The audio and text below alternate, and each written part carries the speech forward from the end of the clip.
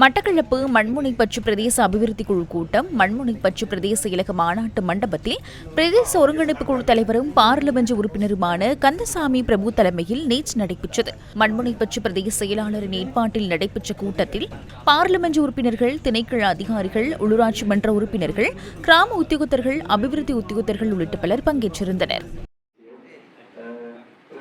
இந்த பிரதேசத்திலே 111.5 மில்லியன் ரூபாய் பெறுமதியான வேலை திட்டங்கள் முன்னெடுக்கப்பட்டு வருகின்றன. அதன் முன்னேற்றம் தொடர்பான விடயங்களை இன்றைய நாங்கள் ஆராய்ந்திருந்தோம். அதே போன்று இந்த பிரதேசத்திலே மிக நீண்ட காலமாக இருந்து வந்த தொல்பொருள் இடம் ஒன்று அடையாளப்படுத்தப்பட்டிருந்தது.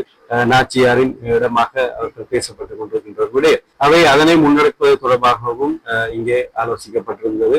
வெள்ள நீர் புகாமலும் உப்பு நீர் கலக்காமலும் இருப்பதற்காக தடுப்பு சுவரினை அமைப்பதற்கான கோரிக்கை முன்வைக்கப்பட்டிருந்தது. இந்த பிரதேசத்தில் இருக்கின்ற மீன்பிடியாளர்கள் தங்களது படகுகளை தரித்து வைப்பதற்கான இடத்தினை அவர்கள் அடையாளப்படுத்தி இருக்கின்றார்கள். அதற்கான ஒரு அங்கீகாரத்தை நாங்கள் வழங்க வேண்டியிருந்தது.